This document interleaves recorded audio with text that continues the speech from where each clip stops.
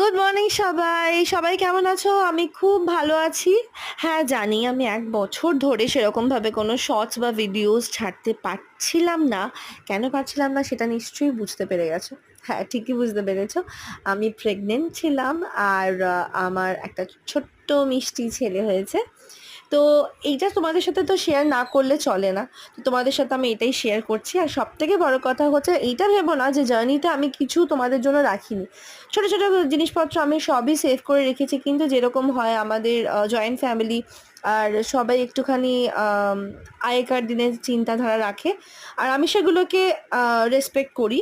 Respect জানাই বলেই আমি ওটাকে মেইনটেইন করেছি। তো ওরা চাইছিল না যে পট করে আমি এই ভিডিওসগুলো এখনই দিই।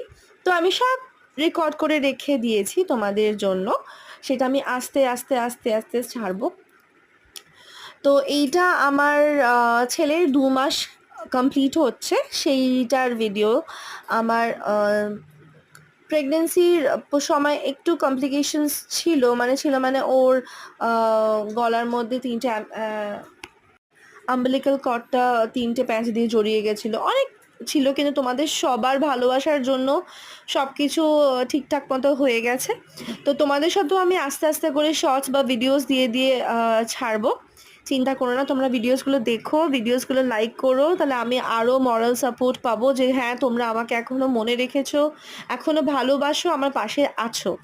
তো সেগুলো করো, সাবস্ক্রাইব, লাইক, শেয়ার করো। আর সবথেকে বড় কথা হচ্ছে যে আমি যত স্বাদের ভিডিও সেগুলোও সব রেখে দিয়েছি। আমি সেগুলো সব আস্তে দেবো। তো আমি আর আমার হাসব্যান্ড যেটা করতাম মানে করি সেটা হচ্ছে যে ১ মাস বয়স থেকে ও যেহেতু ২২শে ডিসেম্বর জন্মেছে, তাই ২২ তারিখটা আমরা সবসময় একটা করে কেক কাটি। তো জানুয়ারি মাসেও আমরা কেটেছিলাম কিন্তু তখন ও আরও ছোট ছিল, সেটা আমি তোমাকে পরে আবার দেবো। এইটা হচ্ছে 2 মান্থস কমপ্লিটেড ভিডিও। তো সেটা হচ্ছে ওর ২ মাস যখন কমপ্লিট হয়ে গেল, তার সাথে আমার মা-বাবার অ্যানিভার্সারিও আমরা সেলিব্রেট করেছিলাম। সেইটাই তো তোমরা দেখতেই পাচ্ছ। তো সেই ভিডিওটাও দিলাম। তো যেহেতু ওর ফেব্রুয়ারিতে ২ মাস হয়েছে, কারণ ওর ২ মাস আর মা-বাবার অ্যানিভার্সারিও 24 ফেব্রুয়ারি। তো একসাথেও সেগুলো আমরা সেলিব্রেট করেছি। সে কীভাবে করেছি তোমাদের সেটা দেখালাম। খুব মজা হয়েছে।